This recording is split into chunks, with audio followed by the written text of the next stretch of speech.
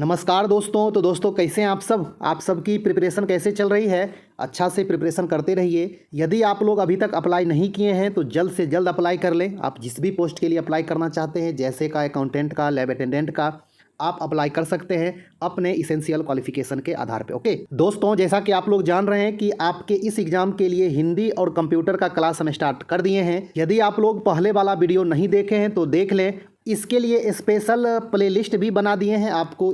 EMRS computer करके और EMRS Hindi करके आपको प्लेलिस्ट मिल जाएगा।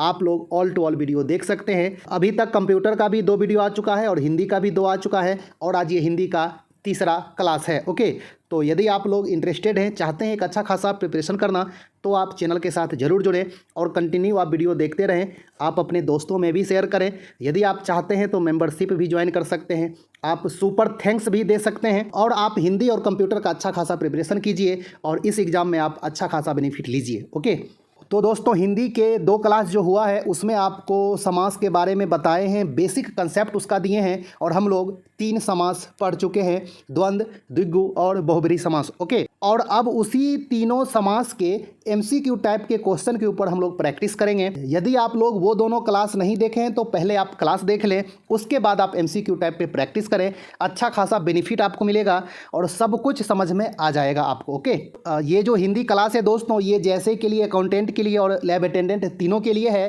क्योंकि तीनों का सिलेबस सेम दिया हुआ है। ओके, इस तीनों पोस्ट में किसी भी पोस्ट के लिए अप्लाई किए हैं तो उसमें आपको 100% बेनिफिट करेगा। ओके, तो दोस्तों चलिए आज हम लोग समास का MCQ टाइप के क्वेश्चन पे अच्छा खासा प्रैक्टिस करते हैं और देखते हैं कि पहला क्वेश्चन क्या है। आप लोग भी कमेंट्स करके बताइएगा कि आपका कितना सही हुआ। ओके, तो दोस्तों चलिए हम लोग देखते हैं पहला क्वेश्चन क्या कह रहा है।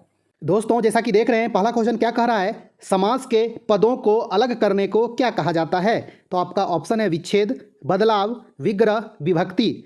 तो आप लोग अपना आंसर कन्फर्म कर लें। और इस क्लास में जितना भी क्वेश्चन दिया गया है सभी का सभी क्वेश्चन VBI है। यदि आप पहले वाला दोनों क्लास देखे होंगे तो आपको ये सभी क्वेश्चन आसान लगेगा और आपका एक अच्छा खासा कंसेप्ट क्लियर हो जाएगा। ओके, तो दोस्तों इसका सही आंसर होगा ऑप्शन C, विग्रह करना। समास के पदों को अलग करने को विग्रह कहा जाता है। आप लोग अच्छा से ध्यान में रखिएगा। ओके, चलिए अब देखते हैं क्वेश्चन नंबर 2।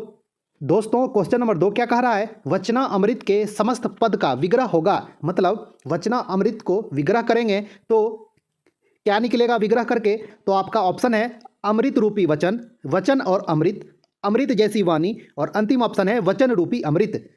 तो दोस्तों आप लोग अपना आंसर कन्फर्म कर लें, वचना अमृत के समस्त पद का विग्रह करने पर क्या होगा? तो दोस्तों इसका सही आंसर होगा ऑप्शन A, अमृत रूपी वचन। ओके, तो आप लोग अच्छा से ध्यान में रखिएगा। चलिए अगला देखें क्वेश्चन नंबर 3। क्वेश्चन नंबर 3 क्या है दोस्तों, सतसई किस समास का उदाहरण है? आपका ऑप्शन है तत्पुरुष, कर्मधार, द्वंद्व, द्विगु। तो आप लोग अपना आंसर कन्फर्म कर लें, इसका सही आंसर क्या होगा? तो दोस्तों इसका सही आंसर होगा ऑप्शन D, द्विगु समास है यह। सतसई का अर्थ होता है 700 पदों का संग्रह। ओके, 700 पदों का संग्रह। आप लोग अच्छा से ध्यान में रखिएगा, संख्यावाचक आ रहा है इसलिए यह द्विगु समास है। ओके, चलिए अगला देखते हैं क्वेश्चन नंबर 4। क्वेश्चन नंबर 4 क्या है दोस्तों, जिस समास में प्रथम पद संख्यावाची तथा अंतिम पद संज्ञा हो वह कौन सा समास है दोस्तों? आपका ऑप्शन है द्वंद्व समास, तत्पुरुष समास, द्विगु समास, अंतिम ऑप्शन है बहुब्रीहि समास। तो दोस्तों इसका सही आंसर क्या हो जाएगा? एकदम आसान है दोस्तों, इसका सही आंसर हो जाएगा ऑप्शन C, द्विगु समास, है ना। जिस समास का प्रथम पद संख्यावाची हो और अंतिम पद संज्ञा हो उसे हम लोग द्विगु समास कहते हैं, है ना। तो आप लोग अच्छा से ध्यान में रखिएगा। और द्विगु समास का कौन सा पद प्रधान होता है दोस्तों, पूर्व पद या उत्तर पद? आप लोग सोचिए। चलिए आगे चलते हैं क्वेश्चन नंबर 5। आपको सब कुछ पहले बताए हुए हैं वो दोनों क्लास में। चलिए क्वेश्चन नंबर 5 क्या है दोस्तों, तिरंगा में कौन सा समास है? आपका ऑप्शन है द्वंद्व, द्विगु, बहुब्रीहि, तत्पुरुष। तो दोस्तों इसका सही आंसर क्या हो जाएगा, तिरंगा में कौन सा समास है? तो दोस्तों इसका सही आंसर हो जाएगा ऑप्शन B, द्विगु समास है ना। 3 रंगों का समूह तिरंगा। आप लोग अच्छा से ध्यान में रखिएगा। चलिए अगला देखते हैं क्वेश्चन नंबर 6।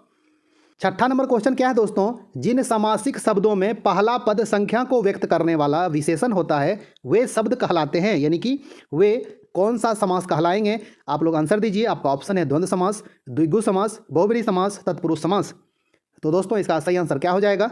दोस्तों इसका सही आंसर हो जाएगा ऑप्शन बी, द्विगु समास, है ना। जिन समासिक शब्दों में पहला पद संख्या को व्यक्त करने वाला विशेषण होता है वो द्विगु समास होता है। ओके, तो आप लोग अच्छा से ध्यान में रखिएगा।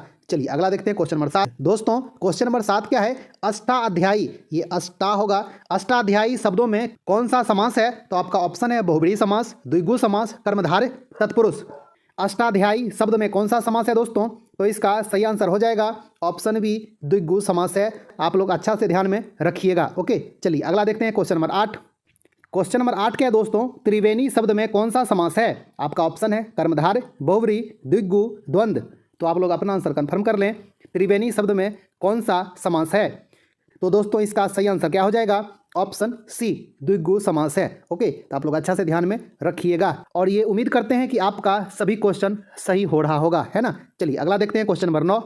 कंसेप्ट के साथ साथ आप लोग प्रैक्टिस करेंगे, मेहनत करेंगे तो आप एग्जाम में 100% अच्छा करेंगे। ओके, हाँ चलिए दोस्तों क्वेश्चन नंबर 9 क्या है, द्वंद्व समास में कौन सा पद प्रधान होता है?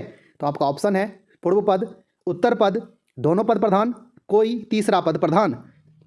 तो दोस्तों आप लोग अपना आंसर कन्फर्म कर लें, द्वंद्व समास में कौन सा पद प्रधान होता है? और इस तरह के क्वेश्चन एग्जाम में आते ही आते हैं। ओके, हाँ दोस्तों इसका सही आंसर क्या हो जाएगा? ऑप्शन सी, दोनों पद प्रधान होता है। आपको जब द्वंद्व समास बता रहे थे तो सब कुछ अच्छा से समझा दिए थे, है ना। द्वंद्व समास में दोनों पद प्रधान होता है, जैसे कि भाई बहन, है ना, इसमें दोनों पद प्रधान है, कोई एक पर बल नहीं पड़ रहा है ना। तो आप लोग अच्छा से ध्यान में रखिएगा, द्वंद्व समास का दोनों पद प्रधान होता है। चलिए अगला देखते हैं क्वेश्चन नंबर 10। क्वेश्चन नंबर 10 क्या है दोस्तों, जिस समास के पूर्व और उत्तर दोनों ही पद समान रूप से प्रधान हो उसे कहते हैं, क्या कहते हैं? आपका ऑप्शन है तत्पुरुष समास, बहुव्रीहि समास, द्विगु समास, द्वंद्व समास। तो दोस्तों इसका सही आंसर क्या हो जाएगा? आप लोग अपना आंसर कन्फर्म कर लें, जिस समास के पूर्व और उत्तर दोनों ही पद समान रूप से प्रधान हो उसे द्वंद्व समास कहते हैं। जैसा कि आपको अभी बताए हैं, दोनों पद प्रधान होता है पूर्व और उत्तर दोनों ही पद द्वंद्व समास का प्रधान होता है, जैसे कि माता पिता, भाई बहन, चाचा चाची, मौसा मौसी, है ना। इस तरह के जो भी समास होता है उसमें दोनों पद प्रधान होता है। आप लोग अच्छा से ध्यान में रखिएगा। ओके, चलिए अगला देखते हैं क्वेश्चन नंबर 11। आपको पहले ही बता चुके हैं कि कौन सा पद प्रधान होता है, नहीं होता है। इस तरह करके भी क्वेश्चन एग्जाम में आते ही आते हैं, इस तरह करके एग्जाम में क्वेश्चन 100% आते हैं। ओके, तो आप लोग कंसेप्ट अच्छा से क्लियर रखेंगे तो आपके लिए अच्छा रहेगा। ओके, चलिए 11 नंबर क्या है दोस्तों, जिस समासिक शब्द में पूर्व पद और उत्तर पद गौण होते हैं और कोई तीसरा पद प्रधान होता है वहाँ कौन सा समास होता है? तो दोस्तों इसका सही आंसर क्या होगा? आपका ऑप्शन है बहुव्रीहि समास, कर्मधारय समास, तत्पुरुष, अंतिम ऑप्शन है द्वंद्व। दोस्तों आप लोग अपना आंसर कंफर्म कर लें, इसका सही आंसर क्या होगा? दोस्तों इसका सही आंसर हो जाएगा ऑप्शन ए, बहुव्रीहि समास। ओके, बहुव्रीहि समास में कोई पद प्रधान नहीं होता है, इसका दोनों पद गौण होता है, कोई तीसरा पद प्रधान होता है। बहुव्रीहि समास जो होता है वो किसी और के तरफ इशारा करता है, इसलिए इसमें तीसरा पद प्रधान होता है। ओके, आप लोग अच्छा से ध्यान में रखेंगे, बहुत ही इंपॉर्टेंट क्वेश्चन ये सब है। ओके, चलिए अगला देखते हैं क्वेश्चन नंबर 12। 12 नंबर क्या है दोस्तों, जिस समास का कोई पद प्रधान नहीं होता है उसे कहते हैं, क्या कहते हैं? तो आपका ऑप्शन है द्विगु, द्वंद्व, कर्मधारय, बहुव्रीहि। तो दोस्तों आप लोग अपना आंसर कंफर्म कर लें, जिस समास का कोई पद प्रधान नहीं होता है उसे क्या कहते हैं? दोस्तों इसका सही आंसर हो जाएगा ऑप्शन डी, बहुव्रीहि समास कहते हैं, है ना। चलिए अगला देखते हैं क्वेश्चन नंबर 13।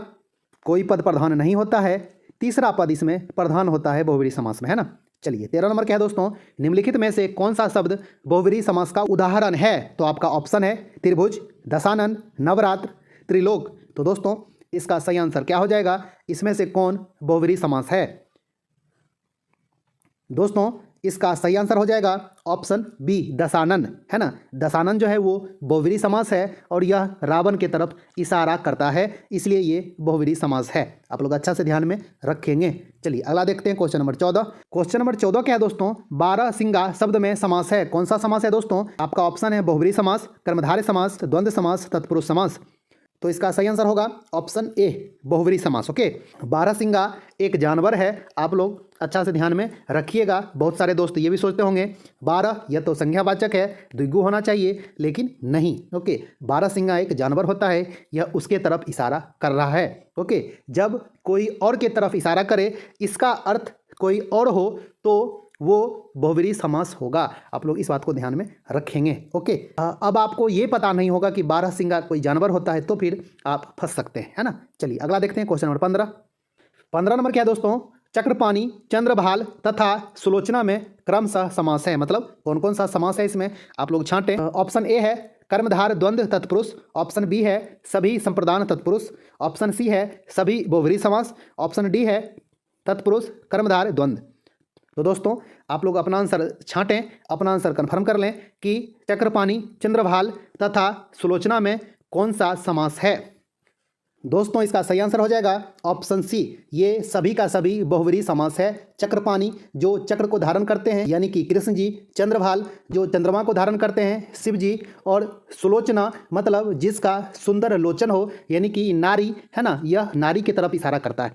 ये तीनों का तीनों बहुव्रीहि समास है, आप लोग अच्छा से ध्यान में रखेंगे। ओके, और इस तरह करके क्वेश्चन एग्जाम में बहुत पूछे जाते हैं। चलिए अगला देखते हैं, क्वेश्चन नंबर 16 नंबर क्या है दोस्तों, निम्न में से कौन सा शब्द चक्रपाणी में प्रयुक्त समास है।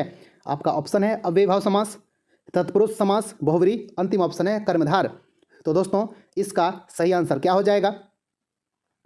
दोस्तों इसका सही आंसर होगा चक्रपाणी में बहुव्रीहि समास है। आप लोग अच्छा से ध्यान में रखेंगे, चक्रपाणी यानी कि जो चक्र को धारण करता है कौन, कृष्ण जी, है ना। तो आप लोग अच्छा से ध्यान में रखेंगे, चक्रपाणी बहुव्रीहि समास है। चलिए अगला देखते हैं, क्वेश्चन नंबर 17 क्या है दोस्तों, कौन सा शब्द बहुव्रीहि समास के अंतर्गत आता है। आपका ऑप्शन है वीणापानी, दुमाता, लाल पीला, विद्याभ्यास। तो दोस्तों आप लोग अपना आंसर कंफर्म कर लें। दोस्तों इसका सही आंसर हो जाएगा option A Veenapani. Okay, Veenapani किसको कहा जाता है, सरस्वती जी को, है ना। तो आप लोग अच्छा से ध्यान में रखेंगे। चलिए अगला देखते हैं, क्वेश्चन नंबर 18। क्वेश्चन नंबर 18 क्या है दोस्तों, बहुव्रीहि समास का उदाहरण है। आपका ऑप्शन है पंचवटी, करोड़पति, लंबोदर, अंतिम ऑप्शन है चरण कमल। दोस्तों इसका सही आंसर हो जाएगा ऑप्शन सी लंबोदर यानी कि गणेश जी, है ना। तो आप लोग अच्छा से ध्यान में रखिएगा। क्वेश्चन नंबर 19 क्या है दोस्तों, जिसमें कोई पद प्रधान नहीं होता है तथा अन्य अर्थ प्रधान होता है वहाँ होता है कौन सा समास। आपका ऑप्शन है कर्मधार, अव्ययभाव, तत्पुरुष, बहुव्रीहि समास। तो दोस्तों इसका सही आंसर क्या हो जाएगा, आप लोग अपना आंसर कंफर्म कर लें। जिसमें कोई पद प्रधान नहीं होता है तथा अन्य अर्थ प्रधान होता है उसको बहुव्रीहि समास कहा जाता है। ओके, तो आप लोग अच्छा से ध्यान में रखेंगे। चलिए अंतिम क्वेश्चन हम लोग देख लेते हैं, क्वेश्चन नंबर 20। क्वेश्चन नंबर 20 क्या है दोस्तों, समास का अर्थ है, क्या होता है अर्थ इसका। आपका ऑप्शन है संक्षेप, विच्छेद, विस्तार, नवीन अर्थ। तो दोस्तों इसका सही आंसर क्या होगा, आपको पहले ही बता चुके हैं, समझा चुके हैं। दोस्तों इसका सही आंसर हो जाएगा ऑप्शन ए संक्षेप करना। समास का अर्थ होता है छोटा करना, संक्षेप करना। ओके, तो दोस्तों ये रहा टोटल 20 क्वेश्चन, और अच्छा क्वेश्चन इसमें देने का कोशिश किए थे, और आगे भी इस पे 2 से 3 वीडियो हम लोग लाएंगे, और जितना ज़्यादा से ज़्यादा हो पाएगा हम लोग प्रैक्टिस कर लेंगे। उसके बाद हम लोग नेक्स्ट समास पढ़ेंगे। ओके, तो आपको यदि ये क्लास अच्छा लगा होगा तो वीडियो को लाइक कर दें, आप अपने दोस्तों में भी शेयर करें, और ज़्यादा से ज़्यादा आप रिपीट करके देखेंगे तो आपके लिए अच्छा रहेगा। ओके, तो दोस्तों मिलते हैं एक अच्छा खासा न्यू वीडियो लेके, तब तक के लिए धन्यवाद, नमस्कार।